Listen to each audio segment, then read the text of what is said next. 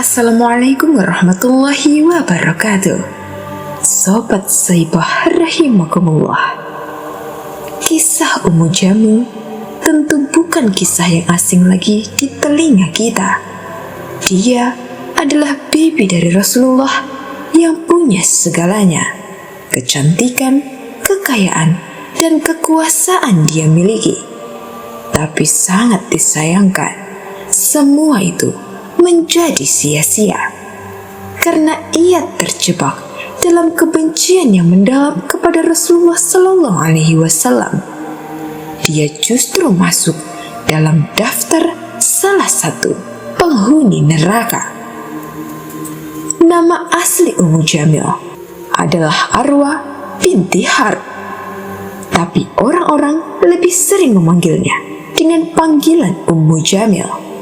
Kenapa dia dipanggil dengan Ummu Jamil atau ibu yang cantik?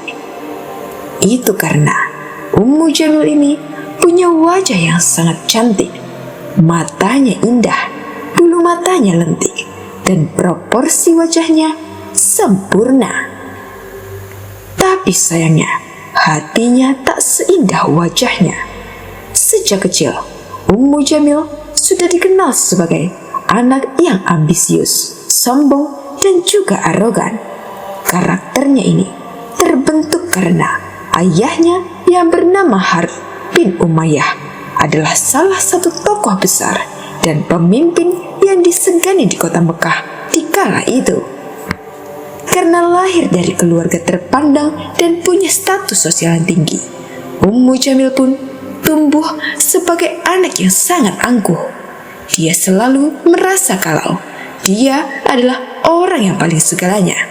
Dia merasa paling hebat, paling benar, dan yang paling layak untuk dihormati. Salah satu sifat yang paling menonjol dari Ummu Jamil adalah lidahnya yang tajam. Jika dia tidak menyukai seseorang, maka dia pasti akan menjelekkan orang tersebut sampai hatinya puas. Ummu Jamil menikah dengan Abdul Uzza bin Abdul Muthalib saat usianya masih muda. Nama Abdul Uzza mungkin masih asing di telinga kita. Abdul Uzza adalah salah satu paman dari Rasulullah Sallallahu Alaihi Wasallam, atau yang lebih kita kenal dengan julukan Abu Lahab. Dialah paman yang terus-menerus menyakiti Rasulullah setelah beliau diangkat menjadi Rasul. Abu Lahab bukanlah orang sembarangan.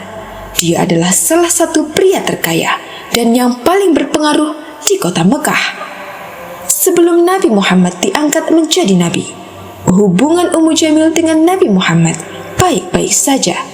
Bahkan saking akrab hubungan keluarga mereka, Ummu Jamil sampai menikahkan dua putranya, Utaibah dan Utbah bin Abu Lahab, dengan dua putri Rasulullah yang bernama Ruqayyah dan Ummu Kulsum.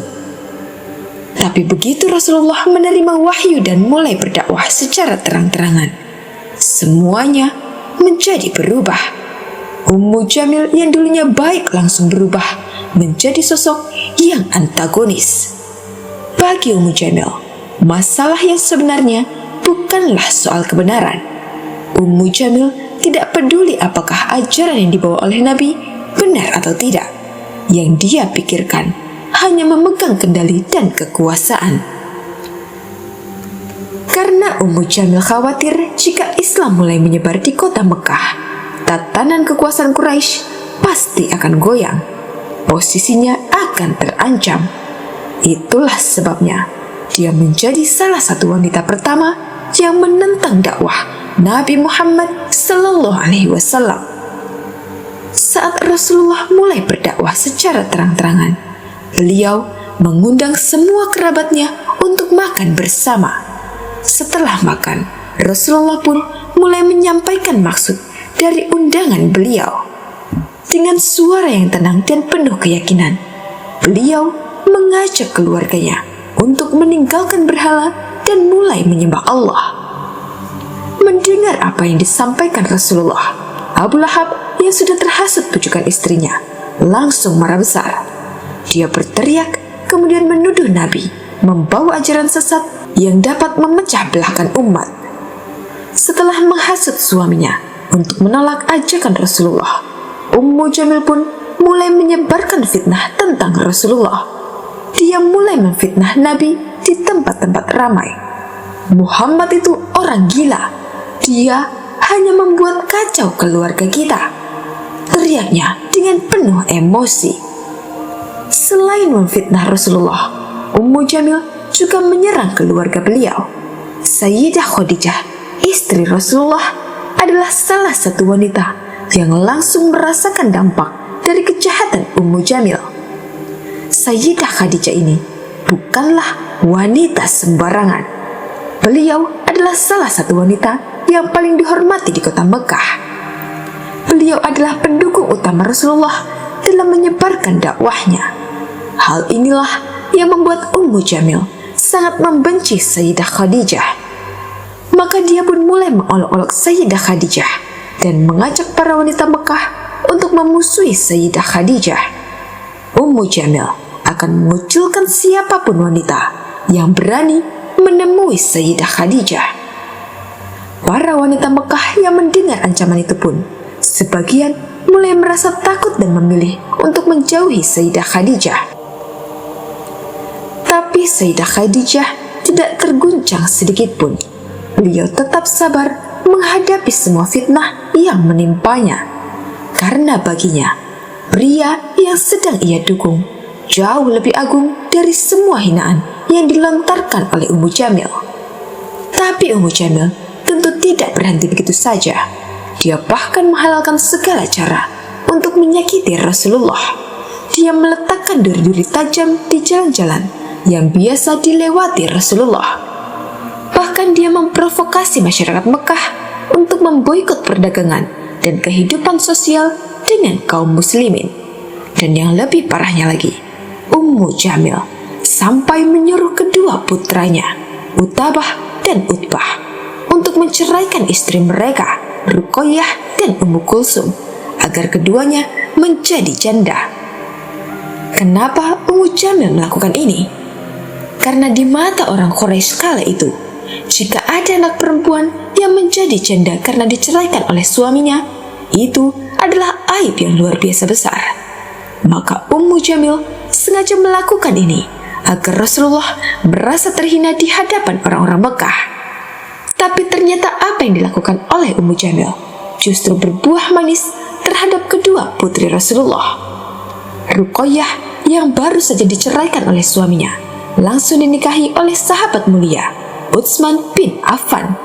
Dan setelah Ruqayyah wafat, Utsman bin Affan juga menikahi Ummu Kulsum, sehingga Utsman bin Affan dijuluki dengan Dzunurain atau pemilik dua cahaya karena menikahi kedua putri Rasulullah itu. Ketika surah Al-Lahab turun menegaskan bahwa Abu Lahab dan Ummu Jamil akan masuk neraka, Ummu Jamil merasa sangat terhina. Saking marahnya, Ummu Jamil langsung ambil batu besar lalu pergi ke Ka'bah dan ingin melemparkan batu itu ke kepala Rasulullah. Tetapi ketika dia sampai di dekat Ka'bah, Allah menutup matanya sehingga dia tidak bisa melihat Rasulullah. Ketika itu, Rasulullah sedang duduk bersama Abu Bakar. Maka Ummu Jamil pun bertanya kepada Abu Bakar, Abu Bakar, mana sahabatmu itu? Berani-beraninya dia menghinaku. Akan aku lemparkan batu ini ke kepalanya." Abu Bakar yang mendengar pertanyaan itu langsung bingung. Dengan spontan Abu Bakar menjawab, "Rasulullah ada di sampingku. Apakah engkau tidak melihatnya?" Mendengar jawaban Abu Bakar, Ummu Jamil semakin panas. "Jangan kau menghinaku, Abu Bakar. Aku tidak buta. Mataku masih bisa melihat dengan jelas." Setelah berkeliling mencari, Ummu Jamil tetap tidak berhasil menemukan Rasulullah. Akhirnya, Ummu Jamil pergi dengan rasa malu dan kebingungan. Allah melindungi Rasulnya dari kejahatan Ummu Jamil. Setelah Ummu Jamil pergi, kemudian Abu Bakar bertanya kepada Rasulullah, "Wahai Rasulullah, tidakkah engkau melihatnya dan ia melihat engkau?" Kemudian Rasulullah menjawab, "Ia tidak melihatku, karena Allah telah menutupi pandangannya sehingga tidak bisa memandangku. Ummu Jamil dan suaminya Abu Lahab terus melakukan segala cara untuk menghancurkan Rasulullah. Tapi semua itu sia-sia. Semua yang mereka lakukan tidak menghalangi penyebaran Islam. Agama Islam terus berkembang. Sedangkan Ummu Jamil dan Abu Lahab semakin hari semakin terpuruk. Firman Allah dalam surah Al-Lahab perlahan mulai menjadi kenyataan. Abu Lahab, suami Ummu Jamil, yang dulu begitu gagah dan begitu dihormati, kini hanya bisa terbaring di tempat tidurnya. Dia terkena penyakit kulit yang begitu mengerikan. Saking ngerinya, sampai-sampai tak ada seorang pun yang berani mendekatinya. Bahkan keluarga terdekatnya dan orang-orang Quraisy sendiri mulai meninggalkannya. Ummu Jamil yang dulu setia mendukung suaminya saat menindas kaum muslimin, begitu ajal Abu Lahab mulai mendekat, ia meninggalkannya. Bahkan setelah Abu Lahab meninggal, jasadnya dibiarkan terbengkalai begitu saja. Tak ada yang mau menguburkan jasadnya. Hingga akhirnya beberapa orang dibayar untuk mengangkat tubuh Abu Lahab. Namun orang-orang yang dibayar ini tidak mau mengangkat tubuh Abu Lahab dengan tangannya. Mereka malah mendorong tubuhnya dengan tongkat-tongkat panjang. Lalu mereka lemparkan tubuh Abu Lahab ke dalam sebuah lubang. Dan lubang itu mereka tutup dengan batu yang mereka lempar dari jarak jauh. Setelah kematian Abu Lahab, Ummu Jamil mulai ditinggal oleh para pengikutnya. Wanita yang dulu begitu kuat dan arogan kini menjadi lemah dan tak berdaya. Bahkan orang-orang Mekah mulai berbisik-bisik tentang dirinya. Mereka mengatakan bahwa surah Al-Lahab telah menjadi kenyataan. Azab Allah benar-benar telah menimpa Ummu Jamil dan suaminya.